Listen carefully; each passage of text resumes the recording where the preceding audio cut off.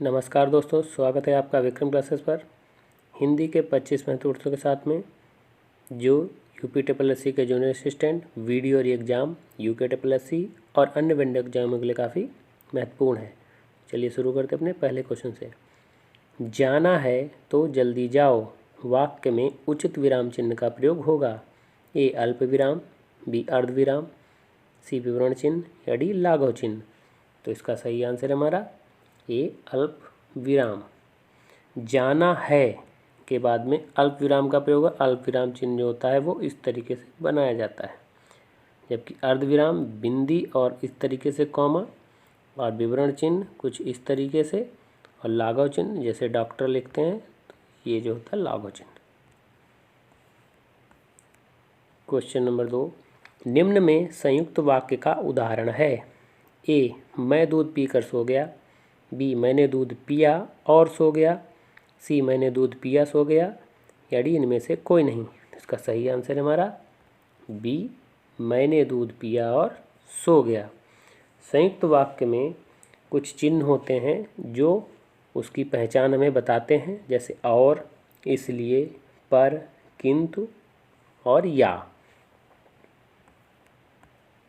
Question number 3, निम्न में मध्य स्वर है। ए अ, बी आ, सी उ, या डी ओ। तो इसका सही आंसर है हमारा ए आ। क्वेश्चन नंबर 4, समूहवाची शब्द की पहचान करें। ए पानी, बी भय, सी दान, या डी लेखक गण। तो इसका सही आंसर हमारा डी लेखक गण। क्वेश्चन नंबर 5, नयन का संधि विच्छेद होगा। ए ने धन अन, बी नय धन अन, सी ने धन यन, या डी नय धन यन। तो इसका सही आंसर होगा हमारा ए ने धन अन। चूँकि नयन है, नयन में जब कोई मात्रा का प्रयोग नहीं होता है तो सिंगल पाई के साथ में अन लगता है। क्योंकि एक अयाद संधि है, अय आय अब आप, इस तरीके के उच्चारण उसमें शब्द निकलते हैं, तो नयन अन, तो इस तरीके से अन होगा, ने धन अन। जबकि अगर नायक होता तो नय धन अक होता। क्वेश्चन नंबर 6, आमरण निम्न में कौन सा समास है। ए तत्पुरुष समास, बी द्वंद्व समास, सी अव्ययीभाव समास, या डी बहुब्रीहि समास। इसका सही आंसर है हमारा सी अव्ययीभाव समास। चूँकि अव्ययीभाव समास में पूर्व पद प्रधान होता है इसका, और इसमें कुछ शब्द होते हैं जो उसकी पहचान बताते हैं, जैसे आ, निर, भर, उप, यावत, अध, अनु। तो इस तरीके से जो होते हैं शब्द के शुरुआत में उनका प्रयोग होता है और इससे हमें पहचान पता चलती है। क्वेश्चन नंबर 7, राजेश आए तो राम जाए, इस वाक्य की पहचान करें। ए हेतु हेतु मत भविष्य, बी सामान्य भविष्य, सी संभाव्य भविष्य, या डी इनमें से कोई नहीं। तो इसका सही आंसर है हमारा ए हेतु हेतु मत भविष्य। हेतु हेतु मत भविष्य मतलब इसमें एक क्रिया होगी, उसी पर वो दूसरी निर्भर होगी, तो इस तरीके से वो हेतु हेतु मत होगा। क्वेश्चन नंबर 8, खेलना खिलवाना कैसी क्रियाएं हैं। ए नाम धातु, बी यौगिक क्रिया, सी प्रेरणार्थक क्रिया, या डी पूर्वकालिक क्रिया। इसका सही आंसर है हमारा सी प्रेरणार्थक क्रिया। प्रेरणार्थक क्रिया वो होती हैं जिनमें क्रियाओं में खेलना, आना, वाना, ये शब्द कुछ जो होते हैं क्रिया के अंत में जुड़े होते हैं, तो वो प्रेरणार्थक क्रियाएं होती हैं।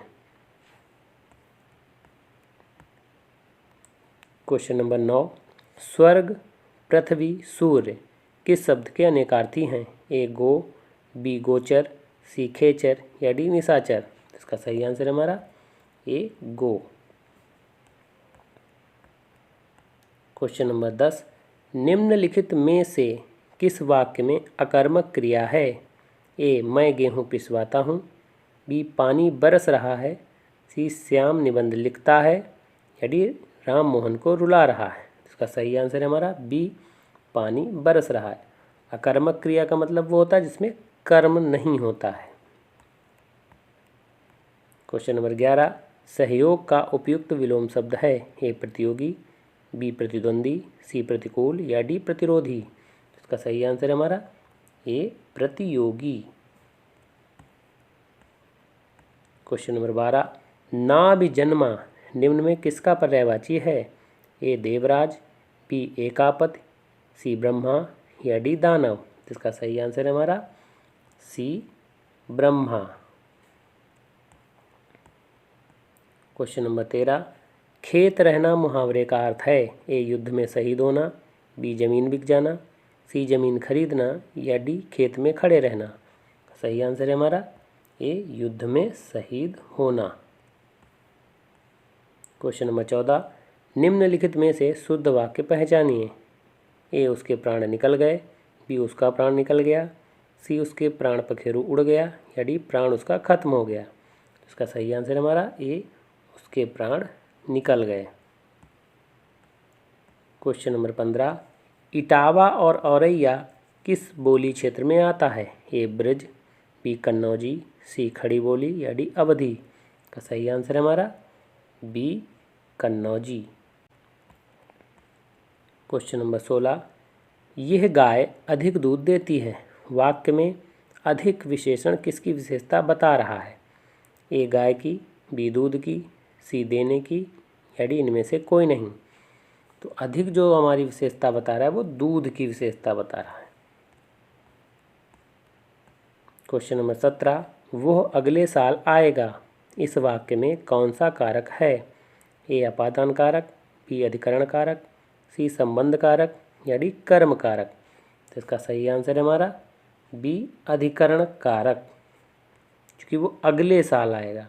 तो अधिकरण में पर अधिकरण एक तरीके से अंग्रेजी में बात करें तो इसको प्रीपोजिशन कहते हैं। तो इससे ये सरलतम रूप में समझ में आता है कि अधिकरण में किस तरीके से प्रयोग किया गया है। क्वेश्चन नंबर 18, लुटेरा शब्द में प्रयुक्त प्रत्यय है? ए आ, बी एरा, सी इरा या डी रा? तो इसका सही आंसर है हमारा बी एरा। क्वेश्चन नंबर 19, निम्न में बहुवचन शब्द है? ए दूध, बी प्राण, सी सोना या डी क्षमा? तो इसका सही आंसर है हमारा बी प्राण। क्वेश्चन नंबर 20, वे भ्रष्टाचार के प्रबल विरोधी थे। वाक्य में कौन सा सर्वनाम है? ए पुरुषवाचक, बी निजवाचक, सी निश्चयवाचक या डी संबंधवाचक? सही आंसर है हमारा ए पुरुषवाचक। पुरुषवाचक में भी 3 भेद होते हैं, उत्तम, मध्यम और अन्य। तो अन्य में वह वे का प्रयोग किया जाता है। क्वेश्चन नंबर 21, अभिषेक बाजार से 4 किलो जलेबी लाया। निम्न में कौन सा विशेषण है? ए निश्चित परिमाणवाचक विशेषण, बी अनिश्चित परिमाणवाचक विशेषण, सी अनिश्चित संख्यावाचक विशेषण या डी निश्चित संख्यावाचक विशेषण? सही आंसर है हमारा ए निश्चित परिमाणवाचक विशेषण, चूँकि 4 किलो एक निश्चित संख्या बता रहा और एक ये मात्रा की बात कर रहा है, इसलिए ये परिमाणवाचक विशेषण होगा। क्वेश्चन नंबर 22, नीले रंग का कमल निम्न में एक शब्द है? ए कोकनद, बी इंदिवर, सी सतदल या डी सतपत्र? इसका सही आंसर है हमारा बी इंदिवर, जबकि लाल कमल को कोकनद कहते हैं। क्वेश्चन नंबर 23, बारात का तत्सम रूप है? ए वर यात्रा, बी बारात, सी वर्ती या डी बाराती? इसका सही आंसर है हमारा ए वर यात्रा। क्वेश्चन नंबर 24, आधे अधूरे निम्न में किसका नाटक है? ए मोहन राकेश, बी मन्नू भंडारी, सी प्रताप नारायण मिश्र या डी जयशंकर प्रसाद? सही आंसर है हमारा ए मोहन राकेश। क्वेश्चन नंबर 25, जो बहुत मंद गति से कार्य करता हो उसके लिए एक शब्द है? ए दूरदर्शी, बी मंथर, सी खेचर या डी अगम? इसका सही आंसर है हमारा बी मंथर। तो ये वीडियो कैसा लगा? अगर अच्छा लगा हो तो लाइक करें, शेयर करें, सब्सक्राइब करें। धन्यवाद दोस्तों।